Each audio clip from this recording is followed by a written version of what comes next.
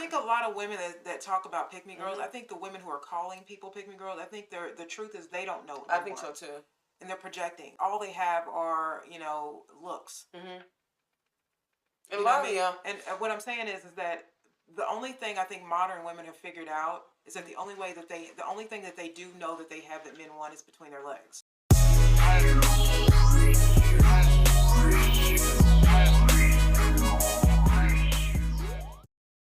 Hi everybody, welcome back to our channel. Today we are going to look at a couple of videos. I never know what we're going to talk about. Danielle hides them for me, and then this is my first time seeing it. Yeah, probably like a dozen of you have recommended us to watch, what's her name? Just Pearly Things. Is that what you said? Yeah. Yes, Just Pearly Things. I didn't know she has a lot of subscribers. I didn't realize who this person was, but a lot of you guys are like, you guys should, watch her because she's talks a lot like what you guys say, and I thought it was really interesting. So we've been watching some of her videos. It's like a nice surprise to see because she's young. She's like 20 in her mid-20s, I think. And for her to have this type of mindset, where she's understanding men at such an early age is really beneficial to her. And sometimes I see this in our comments where women will say, call Kara and I, what's it called, pick me girls? Pick me girls, what they call them. And I didn't know anything about this terminology. And what's her name? The Pearly thing. Her name is Pearl, I think. Yeah. Well, she gets called this a lot apparently. Okay, and I didn't know what that meant. So just for a reference, I'm gonna say what a pick me girl is. Okay, it's a slang word. A woman who claims or acts as if she is unlike most other women in order to gain attention from men. This is what it. Okay, so that's very interesting. I'm gonna show this clip, and then it's fast. I don't want it to be too loud. Hold on, wait. Did you just say every woman here is a pick-me? More or less. Not you. Oh, no. Hold on. Wait. How is understanding how the other species operates and what they value, what they want, how is understanding them a pick-me when we always say, well, wait, when we always say that they need to understand women, it's like, how are you supposed to be in a relationship with someone? When you get in a relationship with friends, you try to understand your friends and you want them to understand you so you can grow that relationship, so you can be the best friend they have in that relationship. How are you going to be one-sided and say, oh, we don't need to understand men, we don't need to know this about men, they need to understand us and how we operate? And that's a pick-me if we try to understand how they operate, to be able to have a good relationship, to not be single at 40 with 12 kids, to not die alone with a dog. How is that a pick-me? Well fucking said. Thank you. So that's the clip. Okay, so I love that whoever that woman was, like, bravo to her. I love what this woman, whoever she is, I love what she said, because it's interesting to me when these modern women don't like when women are defending men in this way for some strange reason. Like, women think that just because you are defending masculinity, somehow that's making you want attention from men. That I don't understand that frame of mind. I mean, it's the brainwashing of women, though. Then your grandmother was a pick-me girl, because every woman was like that. Every woman until about 5 seconds ago was like that. You know what I mean? I would say that, I think those women will have to. I think those women have to live life to understand. I think that a lot of people, especially particularly when you're younger, because you feel like you have forever to do things, that you do things that are in your worst interest. And that's true. These days, I think the idea of being some strong woman that doesn't need a man has been this way since the 60s, really. True. And all it's created is a bunch of single mother. I mean, I can't understand why people can't put two and two together. No. It's created a bunch of lonely women, mad, insecure, mad, angry women. Angry women. It's confused. That's what I said. We were just talking about the boomer generation of, that generation of people and the destruction that a lot of that generation did to women, because the women's movement was a joke. Burning your bras and trying to be a rebel against your mother and your mother's the silent generation is what they call it. It really didn't do anything but divide us. You know, it made women against men. I don't understand why that was so appealing to any woman. Why Gloria Steinem would be appealing. But like you said, it's the Woman. brainwashing. But it's this brainwashing that men somehow oppress us because we're the weaker sex. And the truth is that men are smarter than us in a lot of ways. But that's not a slam to us. That's just the truth is that there are things that men are hardwired and geared to that are just better than us for our own protection and our own safety and our own self. Right. Because women can't do everything by themselves. Again, to get a better understanding of that, you have to understand men. Like you, as a woman, it's like your responsibility to understand men. If you want to be in a relationship and have children and a family, it really is going to be beneficial for you. Like this young lady was saying, for you to get a better understanding of men. It's not because you're trying to get men to just like you. You know what I mean? Like that's not. You know what I mean? Like I don't understand. So I don't get that at all. That clip, I'm assuming all those girls are single. Oh yeah. Okay, yeah. so I don't understand why if you're calling these girls pick-me's, then why aren't you picked? Why aren't you picked? Well, what was the question again? If you're all sitting there and you guys all have boyfriends, right? Then maybe I could understand that. But if you're not, then I'm saying, why aren't you picked then? If you're looking down at this type of woman, then you should be the remedy of that. Right. But if you're not, then you're just what you're doing is. So what are you doing? Right. What are you doing then? It's amazing to me. But it's amazing to me the thought process of young women like this today, where you can't even back up what men are saying. And I'm talking about level-headed, normal men. All right? You can't even back up what they're saying, because when you do, you get attacked by your own. Right. And I think that it's to be commended. Like whenever we see women that are trying to understand men, I feel like it's supposed to be commended, not put down. The thing is like when I was younger, this is what I said, I was raised with a great mother, but I wasn't raised with my dad, and it slowed me down. That's why I'm saying that single motherhood is a horrible thing, because there are things that your father can teach you that your mother just can't do it, even if she's a great mom. You know what I mean? Yeah. You know what I'm saying? You're and right. so there were things that I was confused about in my 20s that I stopped dating for 10 years. When I stopped dating, I stopped holding hands, having sex, going on dates, because I knew that the type of men that I was dating in my early 20s was a reflection of me. I knew there was something wrong, because I was raised with woman empowerment, but I was raised with no masculinity. Right. And so when it came time for me to date men, I was uncomfortable and insecure.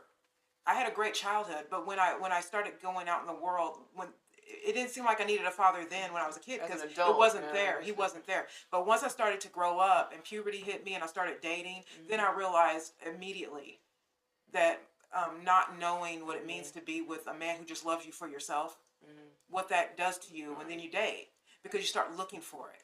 You know what I mean? That's very true. And so for me, I just stopped dating because I was afraid of being a single mother, and I'm not mad at that, because I think that would have been my case. Because if you don't know what you're looking for and you don't know what men want, then you will start to date men who treat you bad.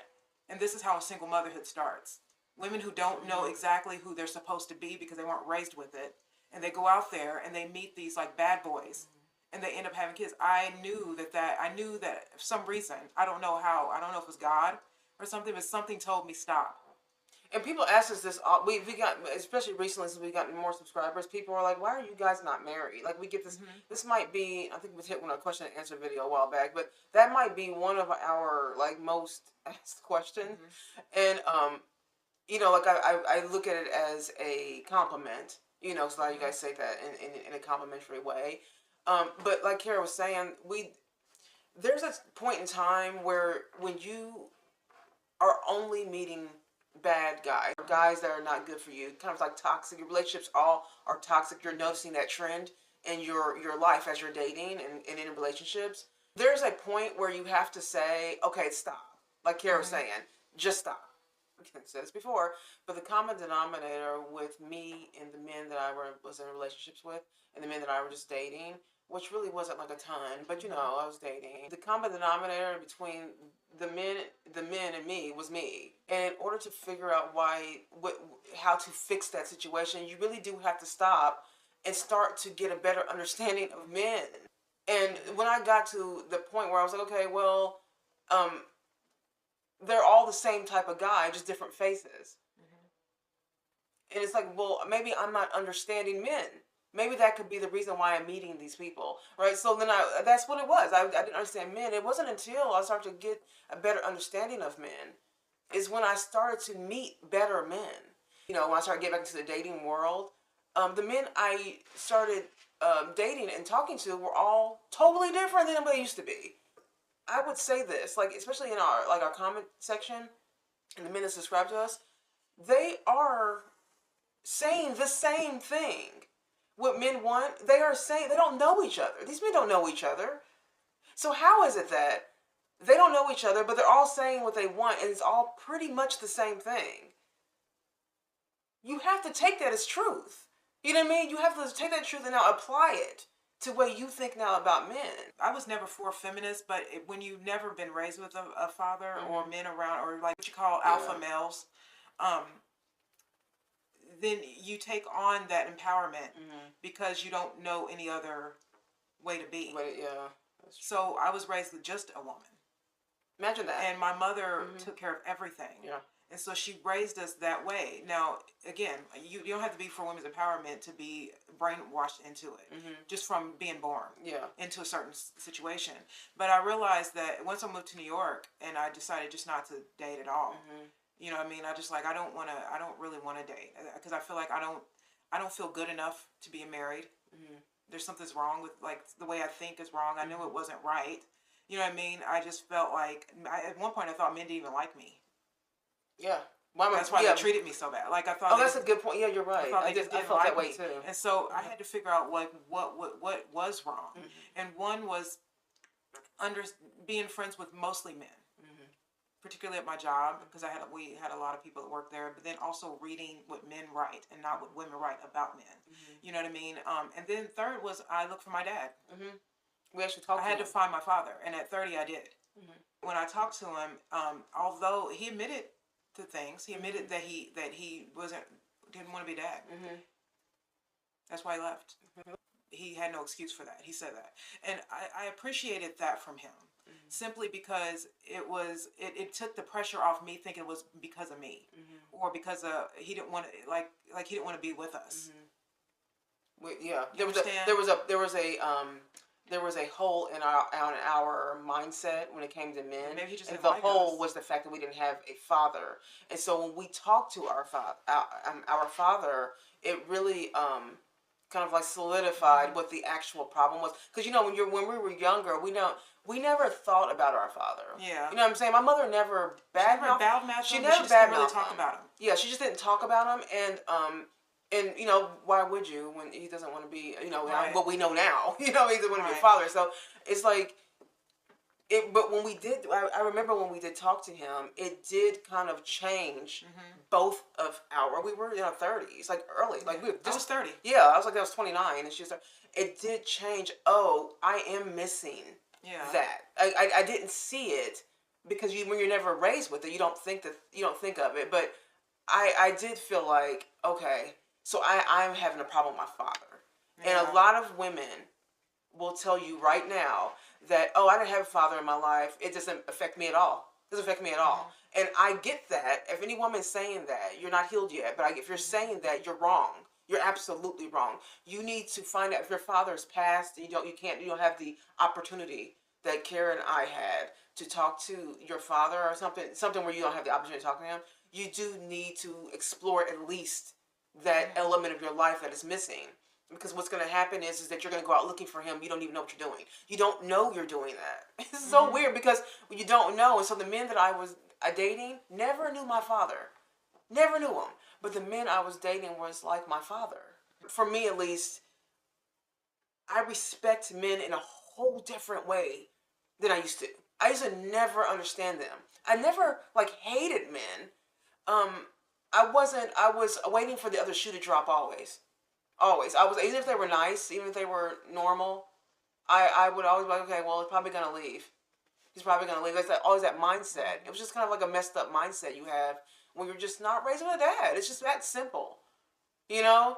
And so I think that, you know, if you are a woman like that. I think when your father leaves you, I think there's this part of you that thinks that you don't expect men to stay. Yes. There's this abandonment thing yeah. that says they're temporary. So Yes. you have to have all your ducks in a row because don't expect them. Mm-hmm. Even when I love men. I've always loved men. Mm-hmm. You know what I mean?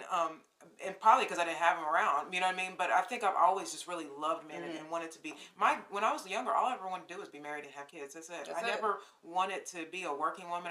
Never wanted any of that. But because I didn't have that example, it was hard for me to understand men and myself in their life. I didn't understand it because I wasn't raised with it. You know what I mean? So I had to really forgive my father, which I completely did immediately when I talked to him. But I also had to forgive my mom. Because I felt slighted. I felt like my dream could have came true had those two had gotten their life together. That's how I felt. Yeah. You know what I mean? And I think it's important to forgive people. Very. Because I think a lot of these women out here, and then we talk about the black single mother rate, is because it's so high. And the feminism really grabbed a hold of the black women, because our single mother rate is so high, and black women gravitate towards feminism because it is what they are. Yeah. A lot of black women are already doing feminism. Right, they didn't need a group. They didn't need a group, but they'll gravitate to them because feminism gives you confidence in your neglect. It's a very toxic. It preys on your weakness and makes you feel good about things you should be trying to heal from. But Pearly, the Pearl things. She's the difference. The reason why I like her show, but another specific thing is that she was raised with both of her parents. Yeah. So she has no idea what it's like. Yeah. See what I'm saying? She was raised with two loving parents. I think she was an athlete. She was privileged. I believe she has 9 brothers and sisters. You know what I mean? Yeah. So she was raised in an ideal setting that gives her the confidence to talk like this. Yeah. But when you're talking to a lot of women, that she has no idea what it feels like to not have money, 2 parents, and the support of that. And what that psychologically does to you. Yeah. Growing up as a kid, never seeing something that you're supposed to have. So when she talks to a lot of women, I'm glad that she does it. But there is a part of her that doesn't quite understand because it never was her reality. Yeah. So a lot of the women she's probably talking to are single, come from single mothers. Because I've seen a couple of her videos where these women they don't have any, they don't even want men. They just want to be single mothers. Yeah. And she tells them the truth. You know what I mean? That's just ridiculous. The gold standard of raising kids is a mother and a father in an intact home. I'm not saying that it always works, but it's the gold standard. If you want kids to thrive, you need to have a dad in the home. Right. And so kids can see how adulting plays out. You know what I mean? And that's what we do. You know what I mean? I'm like 46, but I'm not going to sit here and tell women that feminism is horrible. It's a horrible way to live. I'm not gonna aid in young women or just women in general, but mostly young women falling, like just going off a cliff with this feminism stuff. I'm not gonna aid in that rhetoric.